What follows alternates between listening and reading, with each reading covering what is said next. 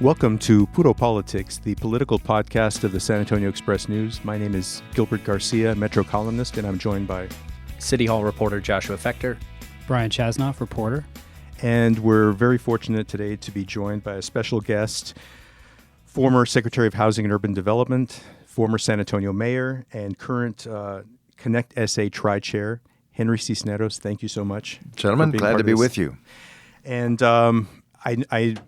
It was in the papers a few months ago that you had you were paragliding, I guess, in Switzerland. You had Ninja. I hate to bring this up, but I think there are people out there who wonder how you're doing, and you had surgery, I think in June. I did, yeah. It was a family gathering because this was a year in which we had graduations and anniversary. Mary Alice and I had our 50th anniversary and birthdays in June, May, and July also.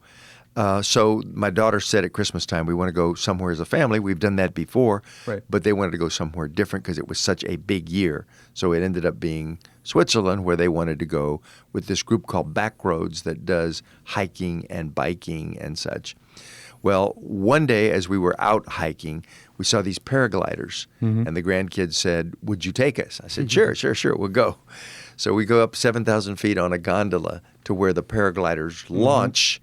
And I thought I was taking them to see them off, but they said, no, you have to come. Oh, my God. Uh-oh. So I ended up getting hurt on the takeoff run. You run down an incline to the edge of a cliff, and you should be launched by that point. The air has gotten the parachute, and you're up. But on the last step, the chute kind of pushed me down into the ground instead of up, and I hit a rock or some mound in a way that turned the ankle. Oh, no. An avulsion fracture on the edge of the ankle. But more importantly, I didn't know it at the time, tore the hamstring off the bone. Actually just tore it off the bone. Thought I knew there was something. I felt like I'd been shot. Thankfully, the chute had enough air and we were airborne. But 25 minutes later, I had to land on this thing. I thought it was a fracture. And I thought, oh, my God, I'm going to have a compound fracture if I land full speed on a broken bone. But thankfully, it wasn't a broken bone. It was the torn hamstring. So they ended up doing surgery back here in San Antonio. Dr. Broom, very good surgeon. And yesterday, I'm proud to say, was my first day running on the treadmill. I've been stationary bike. I've been doing strengthening exercises and upper body, but had not actually tested it to run, and it worked. Good. Well, good. Well, we're glad to hear that. Yeah. Injuries are the worst. Yeah, well, I've had a lot. Well, on a more pleasant topic, early this year, Connect SA presented, an early, I guess, a draft of the plan. That was in December. And you all have since, there have been public meetings. Where are we now? We've in the made very, process? very good progress. We now have a plan, and we have a way to finance it. And the plan is really about 7 elements or so, which if you look at them from the perspective of, the individual walking on through the most advanced transportation, they go something like this. We start with a commitment to sidewalks, about 200 miles of additional sidewalks. We have 1,900 miles in San Antonio, 1,900 miles of streets in San Antonio that don't have sidewalks. And in some places, that's very dangerous. Right. So this commits to about 200 miles of sidewalks. Then you go to trails. This plan commits to completing the trail system that's become known as the Howard Peak Trail System that really kind of completely encircles the city and pretty much takes care of all of the major creekways in the city. It is, I think, going to be one of the real attractions of San Antonio as an outdoor kind of place because people will use them for hiking and bicycling and so forth. The next is what's called micromobility, which is bicycles and scooters.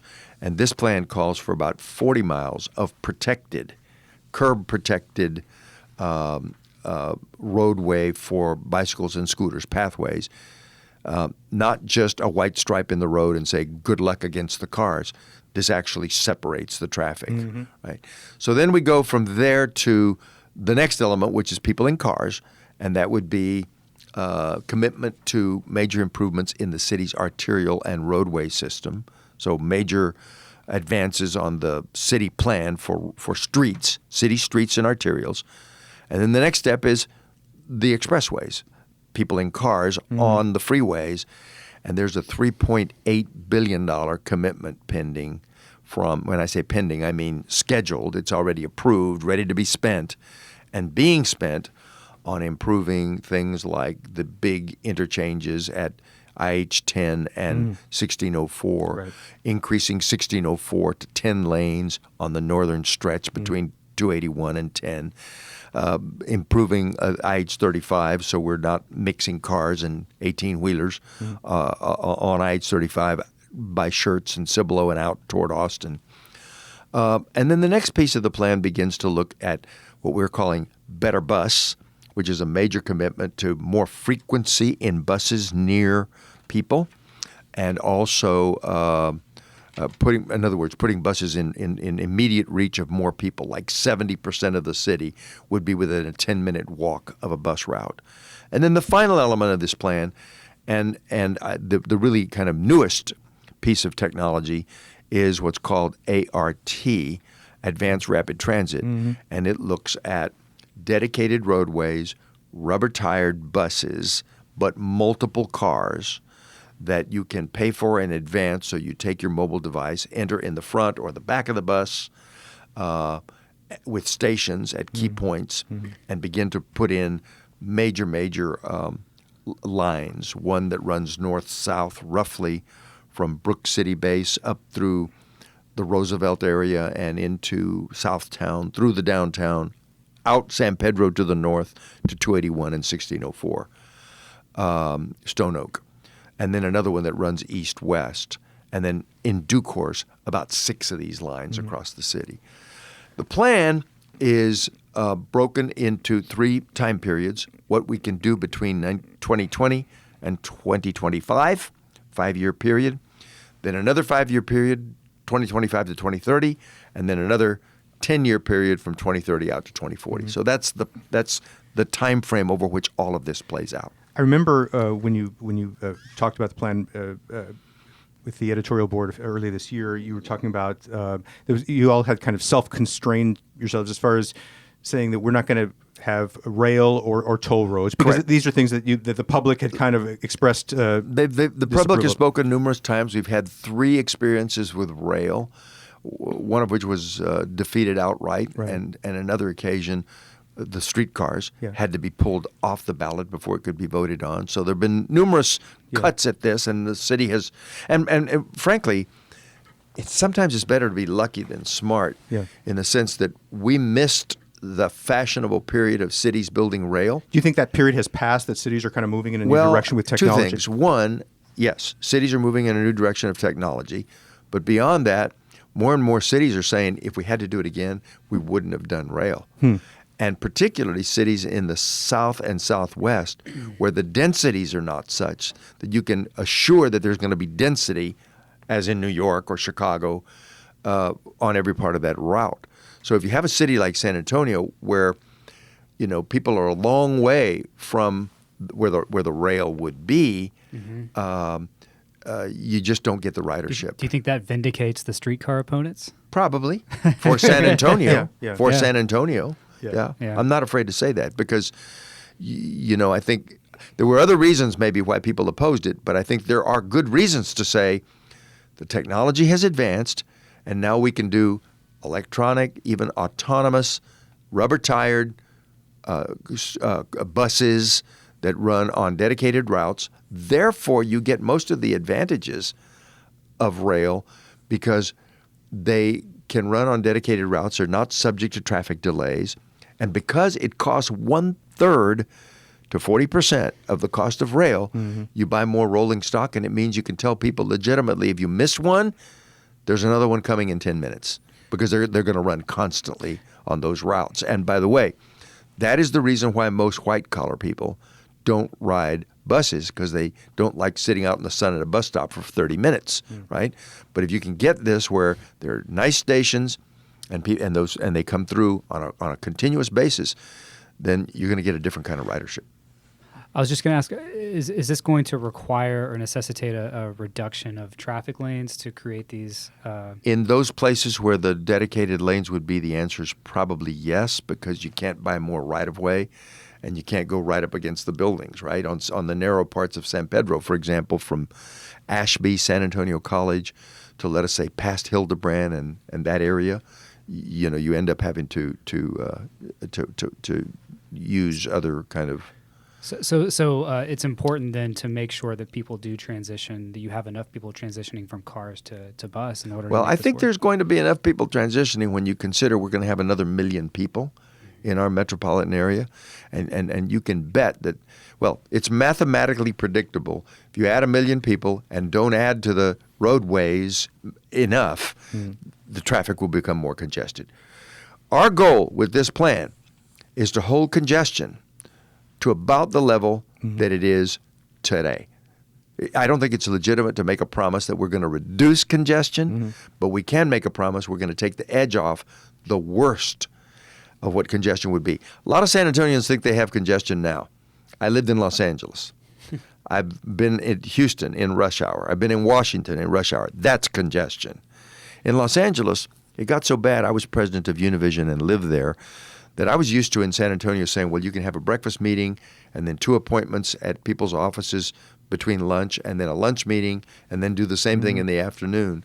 In Los Angeles, you simply cannot plan to do that because you can't be sure you're going to get there. You don't know whether the ride is going to be 40 minutes or an hour and a half, and that's what congestion will lead to. And look, I would have never imagined this, but San Antonio is now listed on some lists as the fastest growing city in America. I saw one.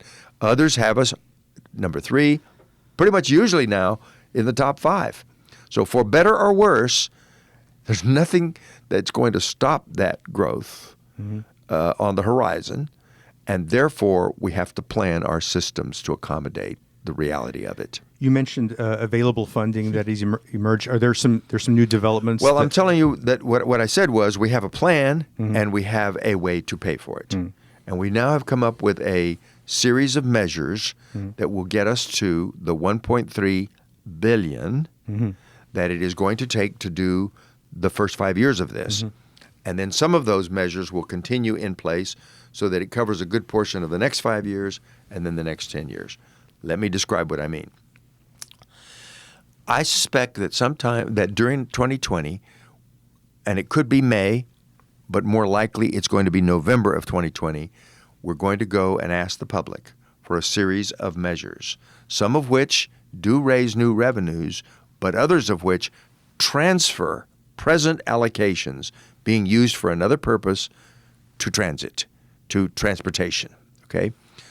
So the first measure is likely to be, and you've seen some references to this in the press already, the River Authority asking for authority to do aquifer protection measures and the trails, finish off the trail system, right? That would then free, and that, by the way, is something to be voted on in the entire San Antonio River Authority jurisdiction, which runs 4 counties, Bexar County and 3 counties to the south. I think it's Karnes, Goliad, and Nueces, if I'm not mistaken. Wilson. Yeah, those 3 counties. So if that occurs, the trails are addressed, and the aquifer protection, at least in Bexar County, is addressed, and that allows a legitimate request to the public that the 1/8 cent sales tax that the public had previously voted for 5 years to do these measures, that they are covered, and that 1/8 cents can be reallocated to the purpose it was originally intended when it was passed by the legislature, which was for transportation, which is also, by the way, an environmental concern. For those who are concerned about the aquifer and the trails as environmental measures, it's equally important to reduce carbon emissions. It's equally important to reduce the effect of traffic. So that would allow 1/8 cent to be allocated for that, and it's a really important 1/8 cent because it allows us to do operations of transportation, buy rolling stock and pay salaries which you can't do with a bond issue, right? So that's that piece. There's another piece that doesn't require a vote of the public, but it allows the transference of another 1/16 of a cent, which it's called the ATD portion, which goes to the Advanced Transportation District, but it could be allocated specifically to the elements of this plan, not in general use by the city, but specifically for this plan. Okay, so that's another sum of money then that goes into this. The next piece would be there's a bond issue scheduled for the city in 2022. The city has a bond issue about every 5 years. The last one was 2017. The next one will be 2022. The last one was, I think, $800 million. This one can be almost $1 billion, about $950 without a tax increase. Very important, without a tax increase. We're going to argue and propose to the city council that 70% of that bond issue be devoted to mobility. Now, that's not a big ask because most bond issues, the largest item is mobility. Right. It's streets, it's streets related to drainage projects, et cetera. So this one, that would allow, for example, the capital part of the ART routes and stations, for example. The other 1/8 would pay for the operations. Right? We're going to ask the county, which also has bond issues on a periodic basis, and the next one they could do without a tax increase is about $150 million. We're going to ask for 70% of that, which comes to $105. So the long and short is when you add these things up, the money that goes to the trails, the money that goes to operations out of the 1/8, the transference of the Advanced Transportation District, the next bond issue 70%, the next county bond issue 70%, it adds up to the 1.3. Was there anything? 1.3 is the sum that it takes on top of our present allocations, like TxDOT and other things, to enact for this that first plan. phase. Yes, right? that first phase. Now, was there anything that you were looking for from the 2019 legislative session, or that you would now want to see in 2021 to help? The answer with is yes, but we got nothing out of the legislature because this was the year in which the legislature wanted to reform property taxes, right? And this was the year, and then of course there's an anti-tax, anti-government, anti-mass transit bias in the legislature, so we got nothing. I mean, there were promises, but I knew they were hollow promises, and in the final analysis, there was nothing. I don't have great expectations thinking that if we wait on the 21 legislature or the 23 legislature, things are going to be different. So I think we have to take mastery of our own destiny, or choke on our own transportation. It's just about that basic. By the way, Austin and Houston both have big transportation votes coming up from their local electorates because they're not waiting any longer. Was what you were hoping for? I think there was some talk about it, like maybe upping the registration fee for. Well, the main thing would have been asking for another half cent of sales tax. I mean, yes, there was some talk about a registration fee, but that didn't generate very much. Right. The biggest item would have been to look. VIA originally was allocated 1/2 cents. A full 1 cent for transportation. Right. They have gotten down to using 1/2 of a cent. Right. Every other city in Texas uses their full 1 cent. We're far, far, far off in terms of what we can generate, right? So what this would do is steer 1/8 back, right? And then 1/16 back. So that's 1/8 is 2/16 and 1/16 is 3/16 added to 8/16 in the 1/2, and you end up something like 13/16. That is not the whole 1 cent, but it gets you back in the direction. Right. And that's the right thing to do for transportation. Over the last few months, when you've had public forums, what has been has there been a sort of maybe an overriding message that you've been getting from the public? Well, it's interesting. First of all, I've probably done 20 presentations, including some very large groups, like what's called the Northeast Neighborhood Alliance, and that's an alliance of 85 neighborhood associations. They meet up on the north side, northeast. And District 2 Neighborhood Alliance. Tomorrow, or this week, Wednesday, I guess it is, I have 2 presentations one to the Southside Chamber, and then another one to a business group. Every one of these presentations has been positive. Every single one. I've been surprised. Some instances, I'm 3/4 through the way presentation, and the room looks like stone cold silent. I can get no response. But then I finish and go to questions, and all of the questions are positive, constructive. I've just been amazed. Engineers, realtors, student associations, neighborhood associations. I mean, every walk of life in San Antonio, people know instinctively we're going to have a problem if we don't address transportation. And it's interesting. I said earlier that most of the city's bond issues have had like 50 to 60% mobility in them, transportation, and those are the highest voted elements of the propositions, almost consistently. I'm just curious. What are your thoughts on the reasons for such a large influx to San Antonio over the next few decades? Well, that's an interesting question. I suspect it's got multiple pieces. Probably one, we're in Texas, and it's amazing how many people across the country, want to come to one of the 5 states in America that doesn't have an income tax. And then add to that the fact that there's a lot of jobs being created here, so people are attracted to it. I think San Antonio has its own attractions. The educational institutions, the increasing tech sector, the military continues to emphasize San Antonio, and people retire here.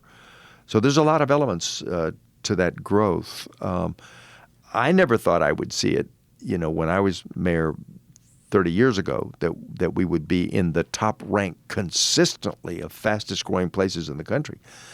And it's not just us.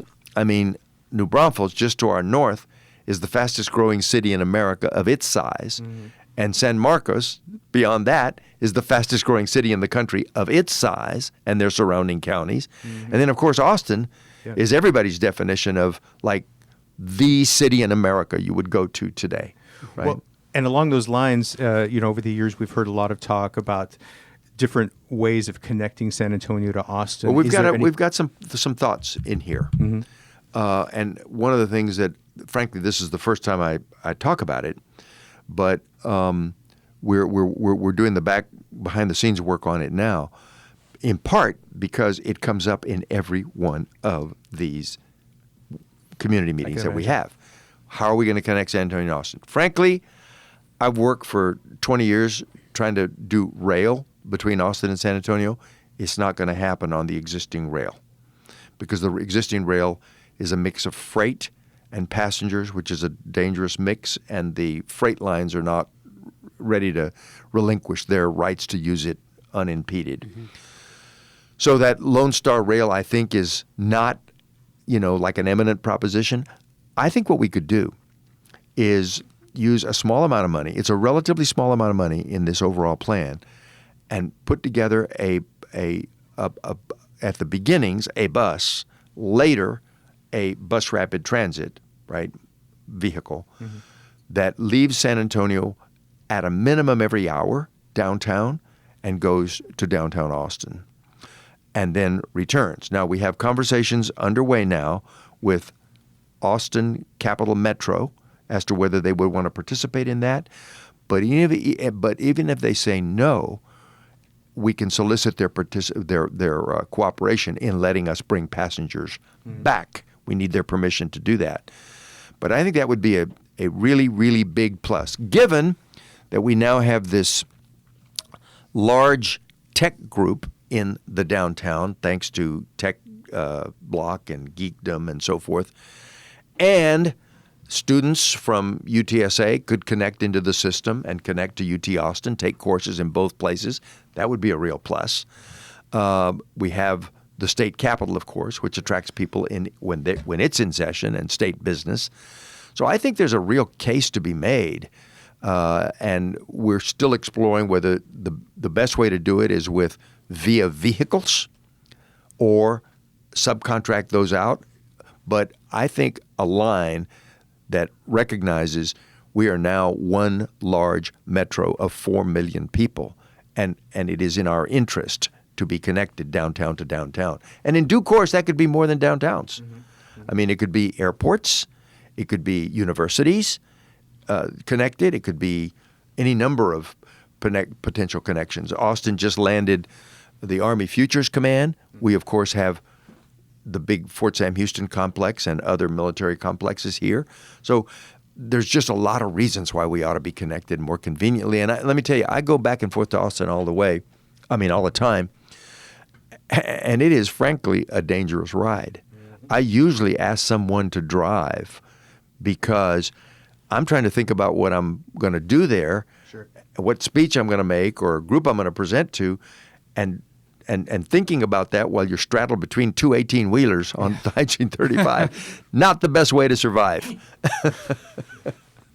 Well, I wanted to switch gears a little bit and talk a little bit about your involvement with American 111. American Triple I. The I stands for Infrastructure Innovation Investment. And so basically, you're the CIO and the chair of American Triple I, correct?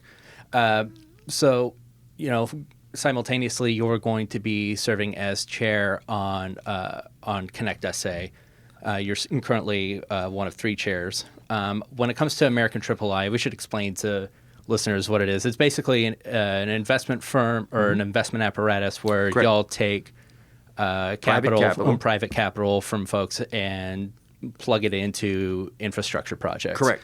And so I wanted to know, basically, how does that relate to Connect SA? It doesn't at all, because I've said American Triple I will not do any project that comes out of the Connect SA work. I'm not doing this because I want to get work out of San Antonio's projects. In fact, it's exactly the opposite. The mayor and the county judge asked me to do this because I'm seeing things across the country that we could apply here in San Antonio. So Connect SA will not do any work related to Connect SA.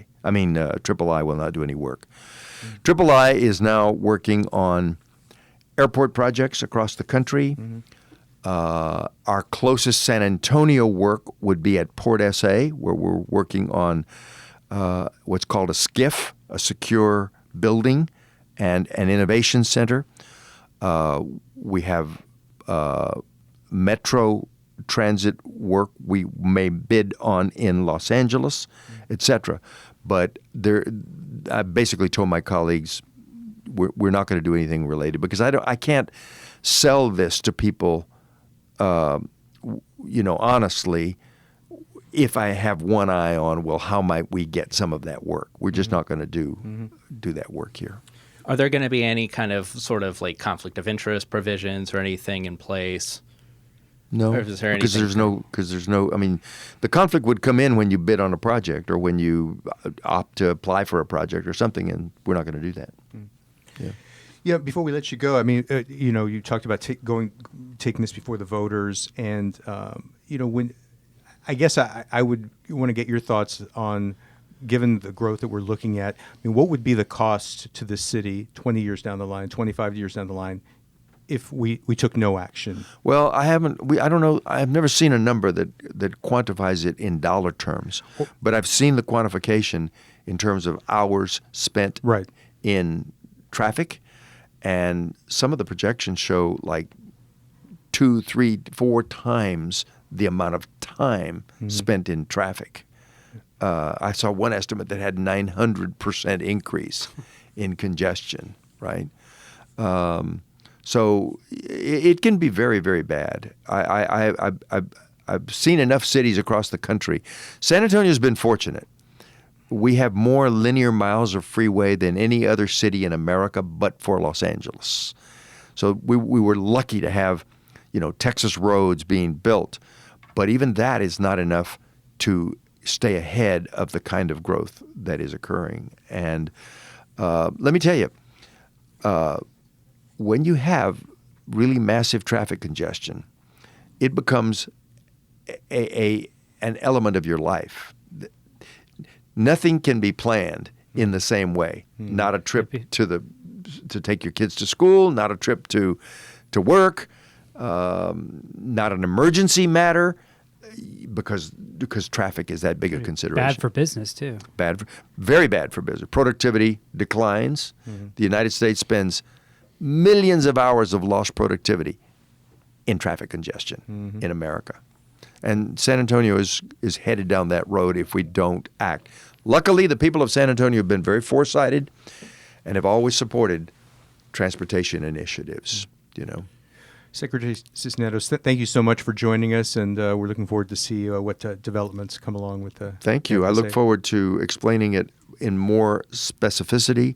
We now are very confident that we have a plan that's the right plan. It threads the needle. No tolls, no rail. A San Antonio plan for a San Antonio budget, a San Antonio wallet, and that we have most of the things that I've talked about. For example, the transference of the 1/8. Keyword, transference, not a new tax. Right. Just use money that's already being taxed for the appropriate purpose. Similarly, the bond issues. Those bond issues are being organized in a way that they do not involve taxes. They're what we were going to do. Let's just point them toward transportation, etc.